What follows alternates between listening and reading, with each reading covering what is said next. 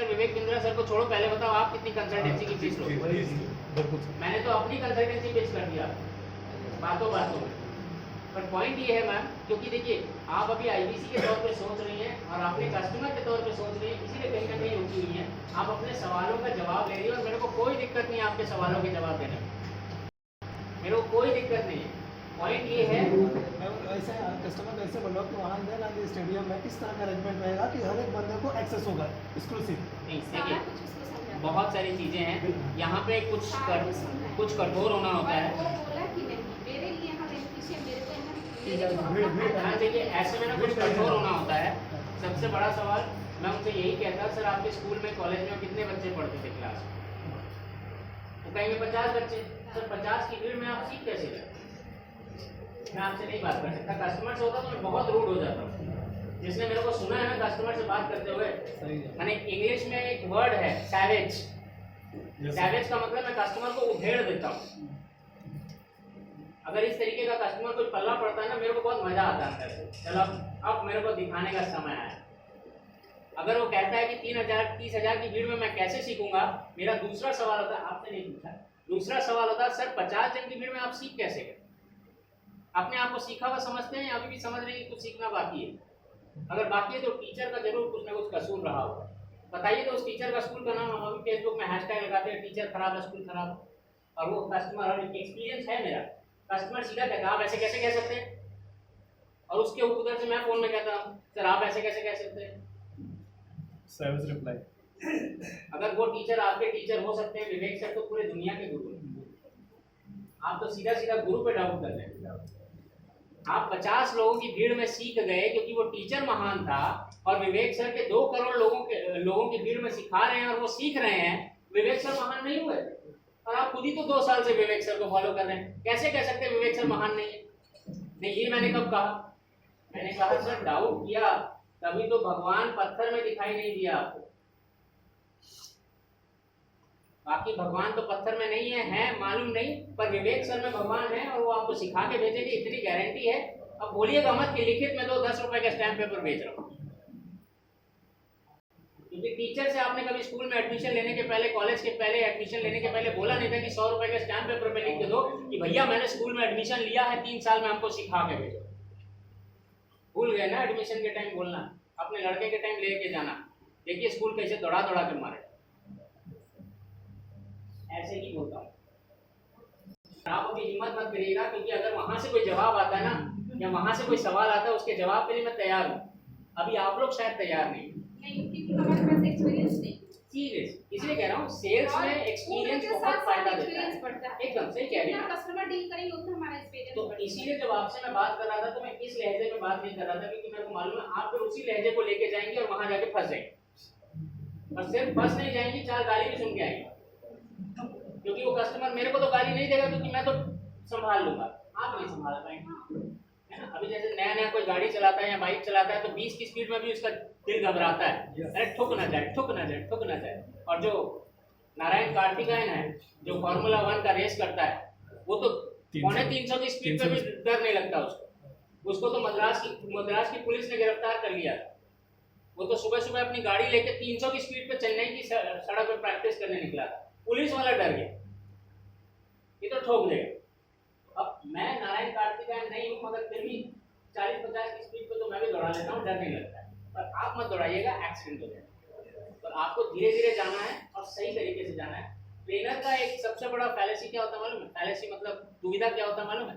मैं हूँ गौरव सर, अभय सर है, हमें सिखाना सब सही पड़ता है, सिखाना सब सही पड़ता है, पर जब हम मैदान में उतरते हैं ना तो फिर हम अपने में होते हैं, और हमें सब सही सही सिखाना। पर जो ये छोटी छोटी गलियां है ना, ये रास्ते में उतर के आपको मालूम चलेगा। ये जब आप रास्ते में उतरेंगे ना तभी मालूम चलेगा। मैं आपको बता दूंगा कि यहाँ से जमशेदपुर स्टेशन कैसे जाना है, सीधा रास्ता है, पर जैसे ही आप रास्ते में उतरेंगे सामने जाम मिलेगा, बायां कट ले लेंगे, दाहिना कट ले लेंगे, ये रास्ते में उतर के मिलेगा। जाम आएगा तब मिलेगा, मैं यहाँ खड़े होकर आपको जाम में नहीं दिखा सकता, इसीलिए मैंने 2 कॉल यहाँ करके दिखाई कि ये जाम है, ये ट्रैफिक जाम है। अब बायां दायां कैसे जाना है ये आपको पता करना है। और अभी थैंक यू मैम, और कुछ पूछना है और डराना मेरे को?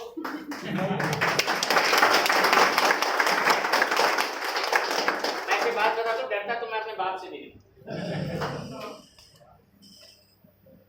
पॉइंट ये है कि मैं अभी पहला जो स्टेटमेंट क्लियर कर रहा हूं आपके सामने में, नहीं जाने के 100 कारण, 1000 कारण, 1,00,000 कारण होंगे, आपको वो एक कारण ढूंढना है जिसके कारण वो जाएगा। अभी तो एक पे एक टिकट फ्री अनाउंस हो गया है, पिताजी कहते हैं मेरा लड़का नहीं लेके जाएंगे, तो मैं आपको कॉम्प्लीमेंट्री करता हूं पिताजी। और एक बात बताऊं, आप क्या करते हैं पहले ये बताइए, क्योंकि सिर्फ वहां बच्चे का गार्जियन बन के, सिक्योरिटी गार्ड बन के नहीं जाइएगा। आपका लड़का राजीव गांधी, सोनिया गांधी नहीं है कि पीछे में बॉडीगार्ड बन के खड़े रहेंगे।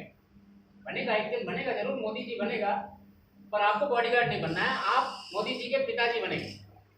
तो आपका क्या काम है ये बताइए, आपको वहां से क्या क्या फायदा मिलेगा मैं वो भी बताऊंगा। क्योंकि जब एक गार्जियन को आप भेज रहे हो, फ्री टिकट में जा रहा है, फ्री भी जरूरी नहीं होता है, कई बार आपको फ्री में सिम कार्ड दिया जाता है। कितने लोगों के पास अभी इस रूम में 5,000 सिम कार्ड है? फ्री में दे रहे हैं ना, दिया क्यों नहीं? अरे देना चाहिए था ना, 500 एयरटेल का ले लेते, 500-700 जियो का ले लेते, वोडाफोन का 500-700 हजार ले लेते, आइडिया का ले लेते, सबका सिम कार्ड उठा के ले लेते। जितना आलू है उतना सिम कार्ड, जाके बोलिए वोडाफोन को मेरे को 2 किलो सिम कार्ड दे दे, फ्री में है, दे देगा। आपको एक पैसा नहीं देना, फिर भी लिए नहीं ना।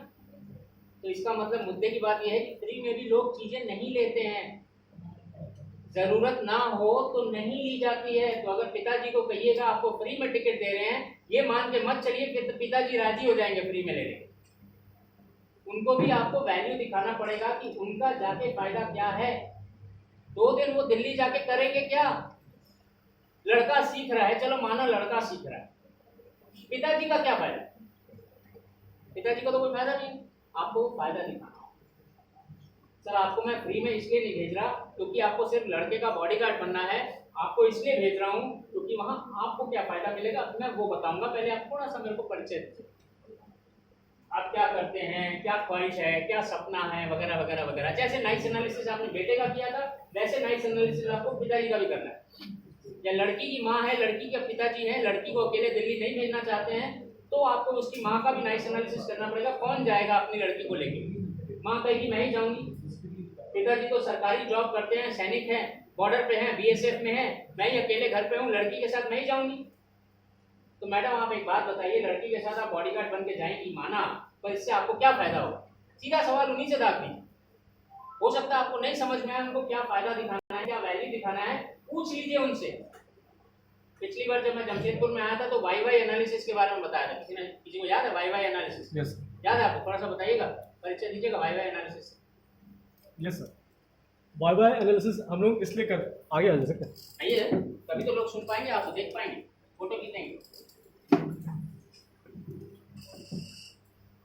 वाई एनालिसिस को तो सबसे पहले हम लोग कस्टमर का तो कारण जानते हैं कि कस्टमर अगर इस पे आता है तो क्यों आता है, उसका पीछे का कारण के पीछे कारण को हम जानने की कोशिश करते हैं कि अगर वो इस पे आएगा तो उसका फ्यूचर में जो कितना बेनिफिट होगा, अगर नहीं आएगा तो उसके फ्यूचर में कितना इम्पैक्ट पड़ेगा। ये चीज़ हम लोग वाई एनालिसिस के तौर तरीके से करते हैं, और इससे हम लोग को ये भी पता चल पाता है कि अगर ये कस्टमर अगर सही में कर रहा है तो उसका मोटिव सही में है या नहीं है। ये सारी चीज़ें जो हम लोग को एक क्लैरिटी मिलती है, इसलिए हम लोग को वाई एनालिसिस करना बहुत ज़रूरी होता है। इससे हम लोग को कस्टमर के पीछे कारण पता चल जाएगा, और साथ ही साथ अगर कस्टमर बाद में अगर इस चीज़ों के पीछे हटता है या फिर अगर नहीं करता है तो हम लोग उस पर फोकस कर सकते हैं कि उसका वाई एनालिसिस, उसका रीज़न क्या था, उसका प्रॉब्लम क्या था जिसके लिए वो इस प्रोग्राम में या डॉक्टर बिंद्रा को फॉलो किया था। तो यहाँ से हम लोग को ये पता चल पाएगा कि वाई एनालिसिस करने से कस्टमर के लिए ये बेनिफिट है और कस्टमर को ही इससे रिजल्ट है, इम्प्रूव रिजल्ट उसको मिलता है, इसलिए हम लोग वाई एनालिसिस करते हैं। थैंक यू सर, बताइए तो बताइए वाई एनालिसिस को और सरल तरीके में बताता हूँ। वाई एनालिसिस इसलिए हम लोग भी ट्रेनर है, हम लोगों का काम है चीज़ों को सरल कर देना। चीज़ें तो सब जब जाहिर है ज्ञान दुनिया भर के पास। वाई एनालिसिस का मतलब है बच्चा बन जाना, सिंपल है, बच्चा बन जाइए, बचपन में चले जाइए, दिल तो बच्चा है। इधर आओ, क्या नाम है आपका? भारत अंकित है ना? मैं दिखा रहा हूँ कैसा बच्चा बनना है। डर तो नहीं लग रहा?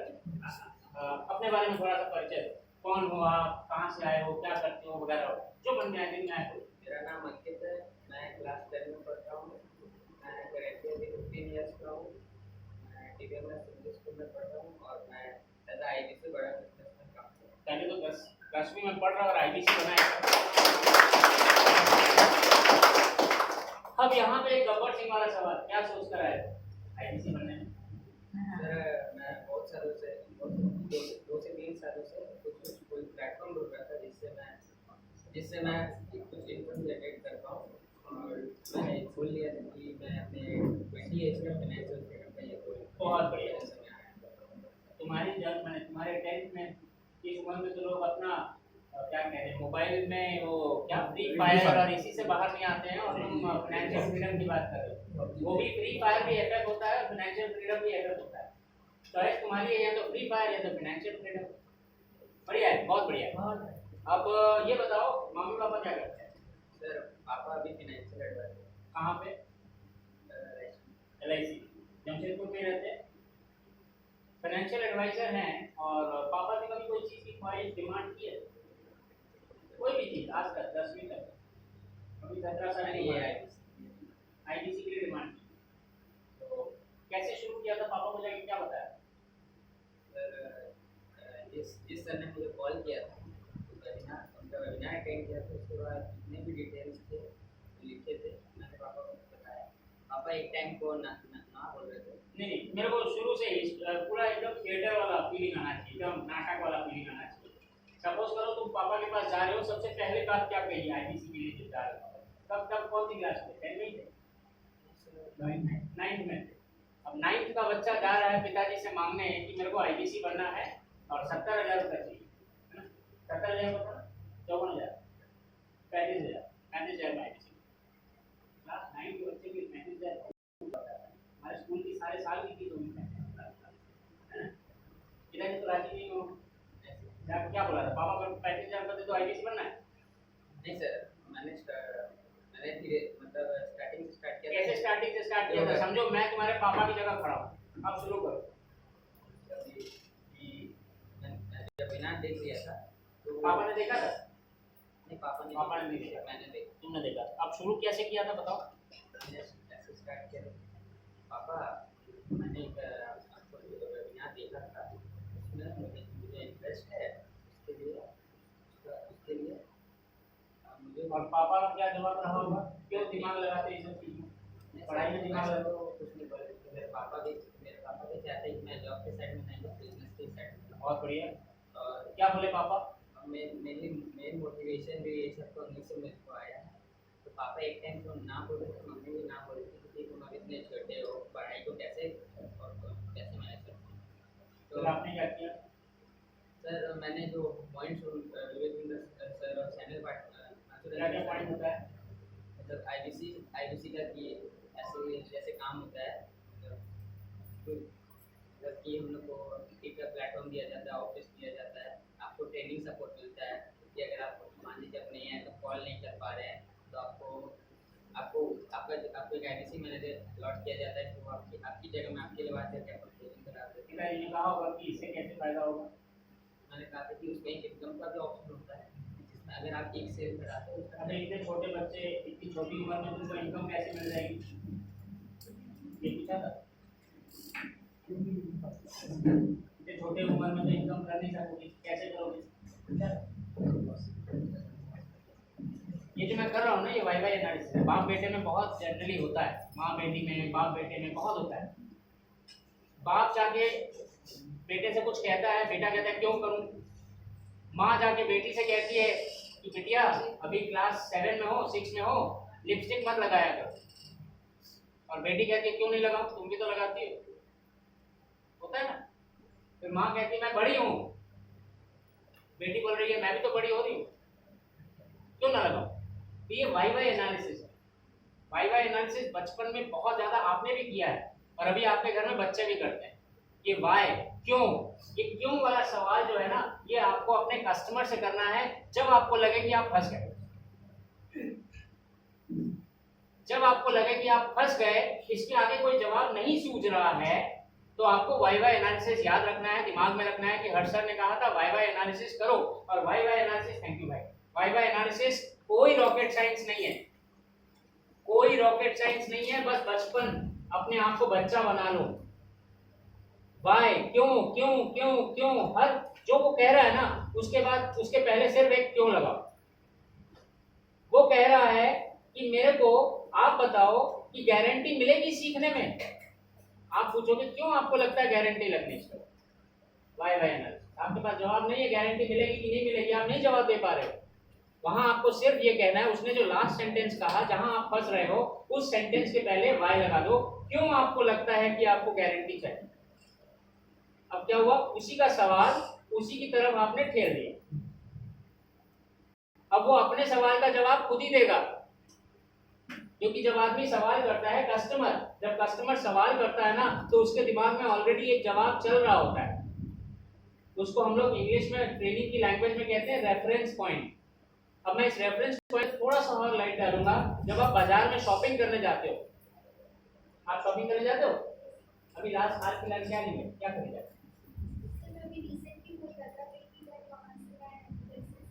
ड्रेस लेने गए, फिजिकल शॉपिंग की बात कर रहा हूँ, ऑनलाइन नहीं, फिजिकल। ड्रेस लेने गए, कुर्ती लेने गई, राइट? कहाँ से? कोलकाता गई थी कुर्ती लेने, विष्णुपुर में साक्षी में नहीं मिलती। अच्छा, घूमने गई थी, वहां से कुर्ती लेने गई थी। अब जब कुर्ती लेने कब, दोपहर को गई थी, शाम को गई थी? शाम को गई थी। लेने के लिए तो सुबह से दिमाग में चल रहा था कुर्ती लेनी है, अचानक से पसंद आ गया।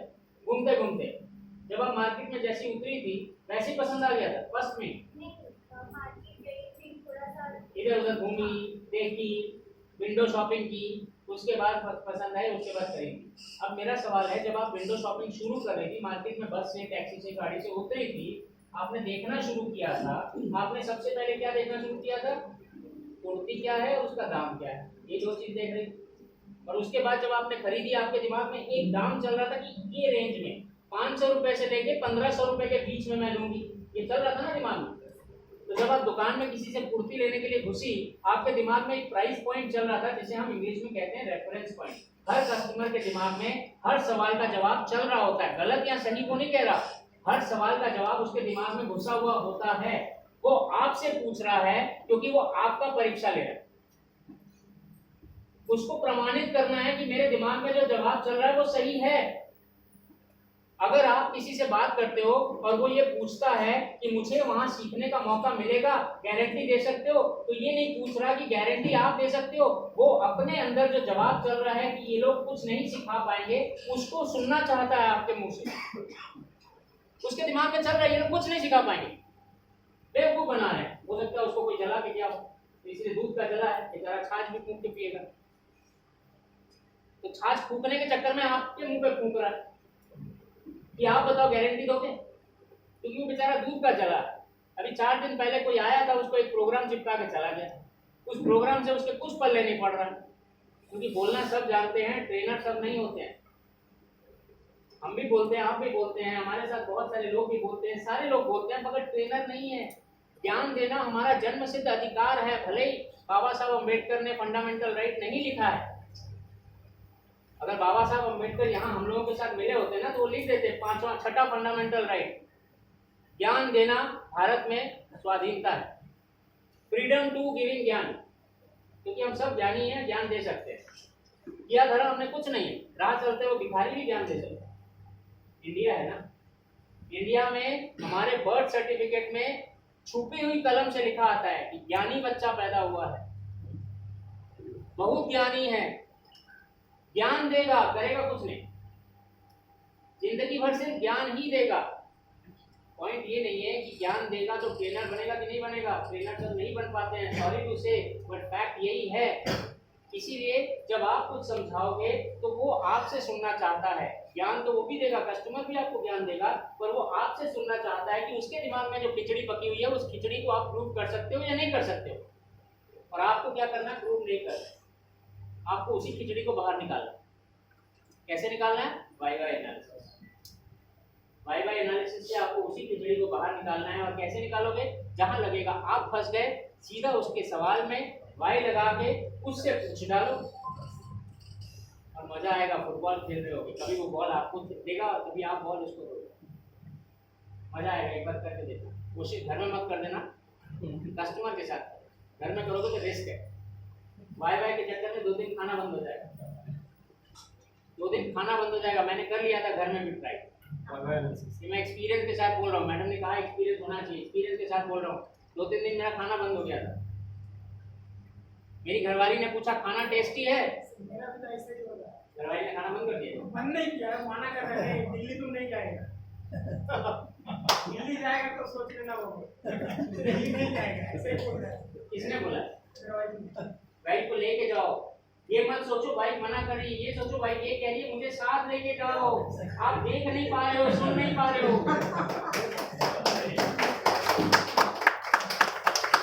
आपने वाइफ एनालिसिस किया, पूछा क्यों नहीं जाऊं? नहीं सर, हम तो पूछे क्यों नहीं जाए, तो क्या बोली? नहीं एकदम नहीं जाए। वो ठीक है, आपने समझ क्यों नहीं जाऊं? मैंने अभी क्या कहा, वाई वाई एनालिसिस कब करोगे? जब फंस जाओगे। और वाई वाई एनालिसिस करने का मकसद क्या है कि आपकी घरवाली के दिमाग में जब ये वाला काम शुरू किया ना सर, मना किया मेरे को करने के लिए सर, बहुत कोशिश किए सर अपना जिद से। तो जब जिद से शुरू किए तो जिद से दिल्ली भी चले जाओ, उसको साथ ले वो जाओ। तो सर जाएंगे नहीं जाएंगे। दिल्ली गए हो कभी? घरवाली गई है कभी? लाल किला देखी है? इंडिया गेट देखा है? कुतुब मीनार देखी है? अरे मांग रही है यार, तुमसे मांग रही है और तुम बोल रहे हो नहीं हम जाएंगे। आ जाएगा, तुम्हारे पास तो सोल्यूशन मौजूद है। तुम भी चलो सर। देखो कभी कभी ना जो वाइफ, सॉरी मैं इनके पक्ष में ज्यादा हो रहा हूँ अभी थोड़ा, आप महिलाएं प्लीज क्षमा कर दीजिएगा। कभी कभी वाइफ जो कहती है ना उसके पीछे बहुत गहराई छुपी है। सर वाइफ पूछ रही होगी ना कि 50,000 का प्रोडक्ट खरीद के कितना कमाए हो, कि 10,000 और खर्च करने जा वाइफ रहे ये हो। नहीं पूछ रही है, वाइफ को कोई फर्क नहीं पड़ता वो कितना कमाते हैं। वाइफ को फर्क तब पड़ेगा जब उनकी डिमांड पूरी नहीं होगी। सही कह रहा हूँ गलत कह रहा हूँ? वाइफ कभी नहीं पूछेगी आप कितना कमा रहे हो। अभी वाइफ जो मना कर रही है क्योंकि वो साथ जाना चाहती है, और आपने एक बार भी सिग्नल नहीं दिया कि तुम साथ चलो। एक बार सिग्नल देके तो देखो। हम जाएंगे तो आपको भी लेके जाएंगे साथ। बोला ये बात, तब थोड़ा नरम हो गई ना। अच्छा ठीक है, सोच के बताते हैं। नहीं आज जब आए ना सर, नहीं दिल्ली उनको लगा होगा, आप उनको साथ में लेके टिकट कटा के निकाल देखो तो तुम्हारी टिकट कट गई। अब 4 है दिल्ली, हम लोग दोनों घूमने जा रहे हैं। तो पॉइंट यहाँ पे ये है, वाई वाई एनालिसिस का मेन मुद्दा यही है कि आपको कस्टमर से वही सवाल करना है जो कस्टमर आपसे कर रहा है, पर तरीका अलग हो जाएगा, तरीका पूरा अलग हो जाएगा। और ये मैं नहीं कह रहा, ये भगवत गीता में पहले चैप्टर के बाद श्री कृष्ण ने कहा है, जब अर्जुन ने कहा कि मैं युद्ध नहीं करूंगा, श्री कृष्ण का सेकंड स्टेटमेंट था तुम युद्ध क्यों नहीं करोगे? Why why analysis. फिर अर्जुन ने अपने अंदर की बात बताई। अगर सीधा आप क्वेश्चन पे आंसर देने लगोगे और वाई वाई एनालिसिस नहीं करोगे तो हो सकता है कि इनकी वाइफ जो दिल्ली जाना चाहती है और ये उसको बताएंगे कि भैया मनुजन आएगा बताएगा। वाइफ को क्या लेना देना मनुजन क्या बताएगा? वाइफ को लेना देना है कुतुब मीनार कैसा दिखने में लगता है, वाइफ को लेना देना इंडिया गेट पे जाके चाय पीने में कितना मजा आता है, वो मनुजन नहीं बताएगा। उनकी नीड अलग है, वो समझने के लिए भी आपको वाई वाई एनालिसिस करना पड़ेगा। क्यों मुझे जाने से रोकना चाहती हो? वाइफ बताएगी क्योंकि 5,000 रुपये जाने का लग जाएगा, खर्चा हो जाएगा, अच्छा हो जाएगा। क्यों लगता है कि ये पैसा बचेगा तो क्या फायदा होगा तुमको? वाई वाई एनालिसिस हो रहा है, वाई वाई एनालिसिस हो रहा है। क्यों लगता है कि ये पैसा अगर बचेगा तो क्या फायदा होगा तुमको? अगर ये पैसा बचेगा तो कल को आप हमारे जो बच्चे होंगे उनको स्कूल में भर्ती करोगे। अच्छा बच्चे होंगे तो स्कूल में भर्ती, कौन से स्कूल में भर्ती करना चाहती हो ये तो मालूम ही नहीं, पहले बच्चे तो हो जाए। अब घरवाली ने खुद ही आंसर दे दिया, तो फिर अभी चिंता किस बात? घूम के आ गए आप। जैसे कि सर मेरे को दिल्ली जाना था, ठीक है, मैं सोची थी कि एक सिल्वर टिकट लेकर चले जाऊंगी, बट बात की इसके बारे में घर में, तो मेरे को समझाया गया कि तुम्हारा अभी इतना बड़ा बिजनेस नहीं है कि तुम उस लेवल के लोगों से मिलोगी, बात करोगी, अभी तुम्हारे वो लेवल का नहीं है। धीरे धीरे आएगा स्टेज, जब स्टेज आएगा कि उस लेवल का तुमको लगेगा कि मेरा हो गया है बिजनेस उस लेवल, तब उस लोगों से मिलेगी, तब बेनिफिट होगा। वो लोग तो मेरे को टाइम देने नहीं देने क्या मालूम। और ये ऐसा नहीं है कि इसका अंत है, आने वाले समय में तो फिर टाइम कैसे नहीं, अगर तुम्हारा जब इस वाई वाई एनालिसिस आपको क्यों लगता है कि मेरा बिजनेस आज उस लेवल का नहीं? क्योंकि अभी दिख रहा है इस ग्रोथ में, अभी तुमको उतना तो पैसा आपको कैसे लगता है ये ग्रोथ मेरे को मिलेगा? अभी तुमको खुद से ही सीखना है, एक दूसरे को देख के सीखो। वही तो मैं देखने जा रही हूँ, जो तुमसे सीनियर है, स्टेप बाय स्टेप तो वो लोग मेरे से सीनियर है, देखने जा रही हूँ। पर आपको क्यों लगता है मेरा ग्रोथ नहीं होगा मैं जाऊंगी तो? नहीं होगा बट उतना नहीं होगा। तुम ऐसा नहीं है, कोई अगर सिखा रहा है नॉलेजेबल है तो कुछ ना कुछ वहाँ से लेकर ही हम ज्ञान आएंगे। ऐसा नहीं है कि हम ब्लैंक खाली आ जाएंगे, लेंगे नॉलेज बट उतना नहीं देगा। प्रॉब्लम मैम यही है कि जब आप खुद से स्वीकार कर लेते हो कि अगला जो कह रहा है वो सही कह रहा है, सच कह रहा है, तो ये प्रॉब्लम आ जाती है। क्योंकि आप लोग दोनों एक ही जगह पे चले जाते हैं। नेगेटिव के साथ नेगेटिव मिल जाए तो वो पॉजिटिव होता है मैथमेटिक्स में, जिंदगी में नहीं। नेगेटिव के साथ नेगेटिव मिल जाए तो सारे लोग नेगेटिव हो जाते हैं, सारे लोग नेगेटिव हो जाते हैं। इसका एक अलग तरीका भी है, हम लोग बहुत सारे तरीके डिस्कस करेंगे। आपको नेगेटिव को कैटर करने के दो तरीके होते हैं, या तो डिस्ट्रैक्ट कर दीजिए, या तो आप कंफ्यूज कर दीजिए, या तो कन्विंस कर दीजिए। जब कन्विंस नहीं कर पा रहे तो कंफ्यूज कर दीजिए पहले, मगर आप तो डिसाइड करिए आपको क्या करना है। आप रेडी हैं जाने के लिए?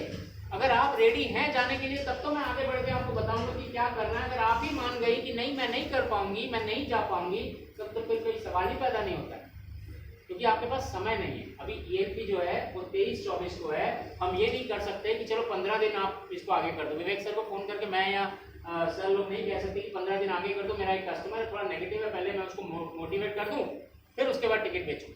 हमारे पास टाइम ही नहीं है, हमारे पास टाइम ही नहीं है, टाइम ही नहीं है हमारे पास। इसके लिए मैं एक छोटा सा आपको एक छोटा सा एक्सपेरिमेंट दिखाता हूँ। अभी मैं इस बोतल के साथ कुछ करूँगा, ध्यान से देखिएगा। है कुछ करूँगा मैं, ठीक है? क्या किया मैंने? कुछ किया था, फिर से मैं बता रहा हूँ। बोतल के साथ कुछ करूँगा, ध्यान से देखिएगा, मिस मत करिएगा। पीछे हो जाता हूँ, सामने में दिखाई देगा, देखिएगा, ध्यान से देखिएगा। बोतल के साथ मैं कुछ करने वाला हूँ। मालूम है क्या किया? आपका समय नष्ट किया, आपका समय नष्ट किया। तो कुछ कस्टमर आपके इसी बोतल के जैसे होंगे, सिर्फ आपका समय नष्ट करेंगे, आपको लगेगा कुछ हो जाएगा। जब समय कम हो ना, जब प्रोग्राम लिमिटेड टाइम के अंदर में हो रहा है, तो कहीं ना कहीं आपको इन सारी बोतलों को जो समय नष्ट करने वाले हैं साइड करके रखना पड़ता है। या तो आप इस बोतल में कुछ हो रहा है देख रहिए, या फिर आप इसको साइड में रख दीजिए तो दूसरे बोतल दिखाई देगी जिसमें एक्चुअल में कुछ हो रहा है। बात समझ में आ रही है? मैं मैडम के घर की बात नहीं कर रहा। कुछ लोग ऐसे मिलेंगे आपको जो शायद आपके पास आ जाएंगे और फंसा देंगे आपको। आपका आधा घंटा समय खा जाएंगे, 2 घंटा समय खा जाएंगे। अब आपकी शादी है कल और आप किसी को अपना इनविटेशन कार्ड देने जा रहे हो और आपको बहुत सारा काम करना है। आपको डेकोरेटर से मिलना है, आपको मिठाई वाले से मिलना है, आपको पंडित जी से मिलना है, आपको इससे मिलना है, आपको उससे मिलना है। और ये आदमी आपको बैठाता है, बोलता है बैठ, अब मेरे को बता शादी क्यों करना? कल आपकी शादी है और पंडित जी भाग जाएंगे। आपके दिमाग में चल रहा है पंडित जी चले जाएंगे, मगर फिर भी आप उसका जवाब दे रहे हो, नहीं यार वो मम्मी पापा ने कहा था। ये करोगे या आप ये कहोगे या तेरे से इस विषय में हम बाद में बात कर लेंगे, बहुत काम। क्या करोगे? क्योंकि आपको मालूम है अगर पंडित जी के पास नहीं गए, पंडित जी भाग जाएंगे और कल आपकी शादी रुक जाएगी। और इस बंदे का एजेंडा जो है, जो आपकी शादी नहीं कराना चाहता, इसके एजेंडा को पानी मिल जाएगा। तो आप क्या करोगे? सिंपल है, उसको कहोगे अवॉइड। जब आपको कस्टमर फंसा रहा है और आपको लगता है ये कस्टमर वही बोतल है जो आपका समय नष्ट कर रही है, आपको सिंपल कहना है सर देखिए 23 तारीख को इवेंट है, आप सोचते रह जाएंगे और जिसको तरक्की करनी है वो मेरा इंतजार कर रहे हैं, मेरे को उनके पास जाने दीजिए, आपसे मैं इवेंट के बाद बात कर लूंगा। इवेंट खत्म हो जाएगा, फिर मैं आपको कॉल करूंगा, फिर आपसे 1 घंटा चर्चा करेंगे क्या आपने खोया और क्या हमने पाया। अभी तो फिलहाल मैं आपका फोन काट रहा हूँ। अगर आपको लगता है कि कोई वर्थ वाइज चर्चा करनी है, मेरा नंबर आप सेव कर लेना, कॉल कर लेना, पर इंगेज ज़्यादा जाएगा मैसेज कर देना, क्योंकि अभी मेरी लाइन में बहुत सारे लोग हैं जिनको टिकट देनी है। अगर टिकट खत्म हो गई ना तो सॉरी, उनको नुकसान हो जाएगा जो एक्चुअल में इसको नीड करते हैं। आपका तो सपना ही नहीं है, आप रह जाएंगे वहीं 40,000 कमाते हुए। 5 साल बाद भी कॉल करेंगे तो यही समय व्यर्थ करेंगे, चर्चा करते रहेंगे, फिर रोते रहेंगे कि 40,000 ही हो रहा है। आप 10 साल बाद भी 40 कमाएंगे, 20 साल बाद भी 40 कमाएंगे, पर मेरे को उसको कनेक्ट करने दीजिए 4 लाख कमाना चाहता है, उसके सपने पूरे करने दीजिए। 130 करोड़ है, उसमें आप जैसे 100 करोड़ अगर नहीं कुछ करते ना तो 30 करोड़ ही आप लोगों को लेके आगे चले। मैं उनके पास जाता हूँ, बाद में आपसे इवेंट खत्म हो जाएगा तो बात सिंपल। आप जैसे ही ऐसा बोलेंगे ना, इनफैक्ट उसको लगेगा ये तो मेरे को छोड़ के भाग जाए, वो उल्टा आपकी तरफ आ जाएगा। नहीं 5 मिनट और ये बता दो सर, समय नहीं है, टिकट लेना है तो ले लीजिए, बाद में चर्चा करते रहेंगे, वहीं दिल्ली में बैठ के बात कर लेंगे, कोने वाली सीट पकड़ लेंगे आपके साथ। कोने वाली सीट पकड़ लेंगे, सारे क्वेश्चन आपके लिख के लेके जाइएगा, आपको भी तो क्वेश्चन लिखने में टाइम लगेगा, लिख के लेके जाइएगा, वहां डिस्कस करेंगे,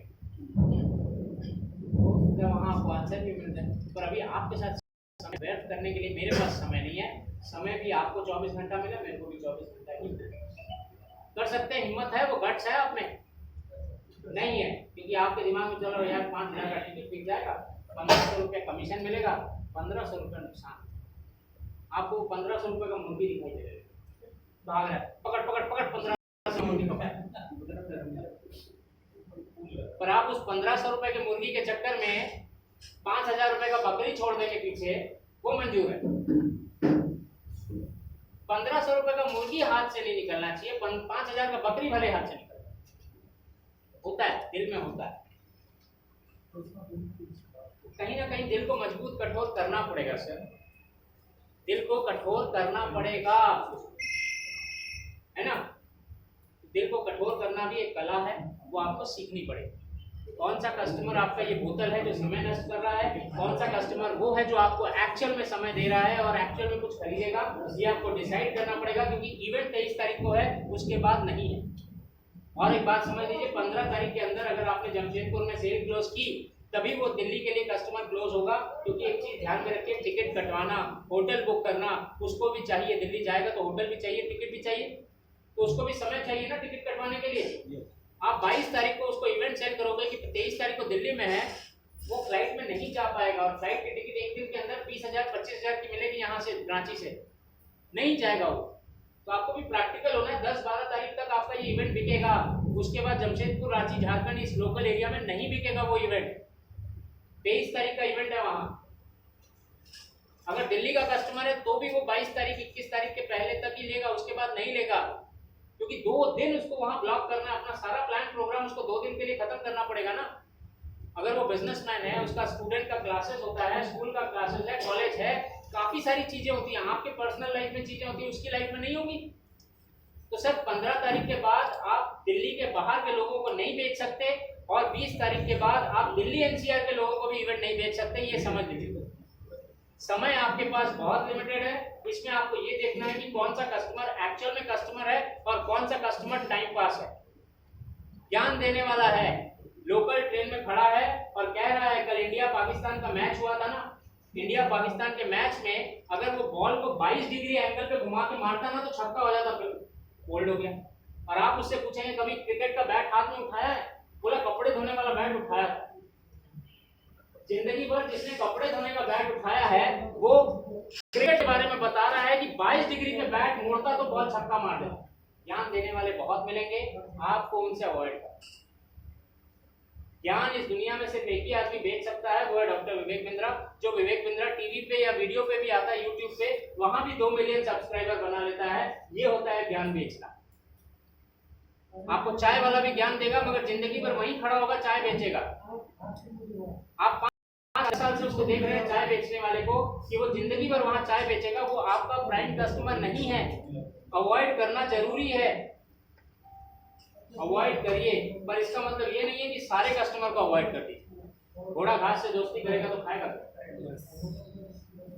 सारे कस्टमर को अवॉइड नहीं करना है। कहीं ना कहीं कोई ना कोई कस्टमर सही मायने में कस्टमर है, सही मायने में ऑब्जेक्शन कर रहा है, और ऑब्जेक्शन को हैंडल करना, ऑब्जेक्शन का जवाब देना, ये आपको आना चाहिए, क्योंकि आप विवेक बिंद्रा की टीम से हैं। जब कस्टमर आपसे बात करता है तो आपसे नहीं बात करता है, वो डॉक्टर विवेक बिंद्रा से बात कर रहा होता है, क्योंकि उसने विवेक सर को नहीं देखा है। और आप जब कहते हैं ना मैं टीम डॉक्टर विवेक बिंद्रा हूँ, मैडम और सर, आपके कंधे पे बहुत बड़ी जिम्मेदारी आ जाती है, बहुत बड़ी जिम्मेदारी आ जाती है।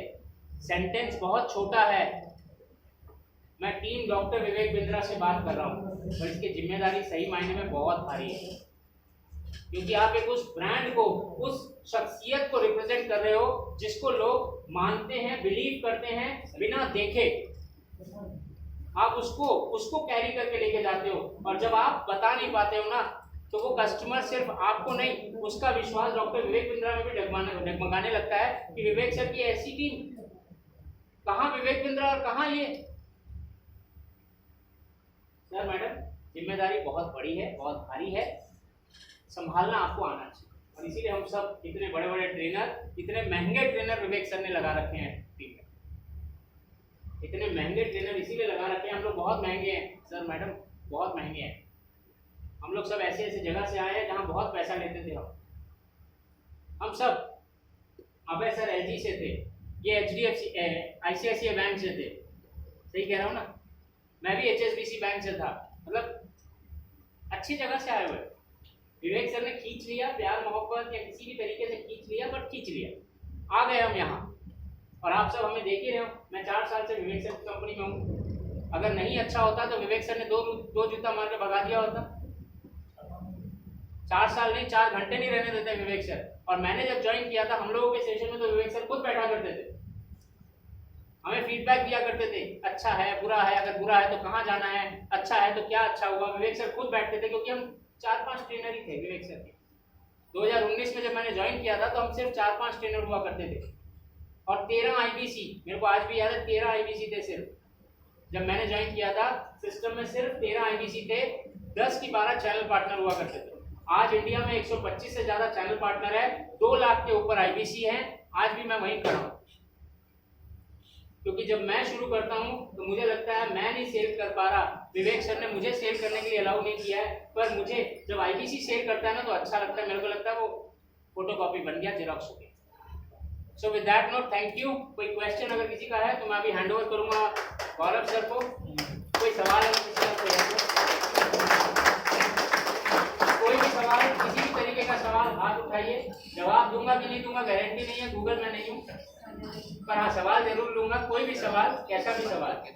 डिजिटली हम क्वेश्चन आंसर नहीं कर पाते, जब ग्रुप में सेशन लेते हैं, वीडियो पे यूट्यूब पे सेशन लेते हैं तो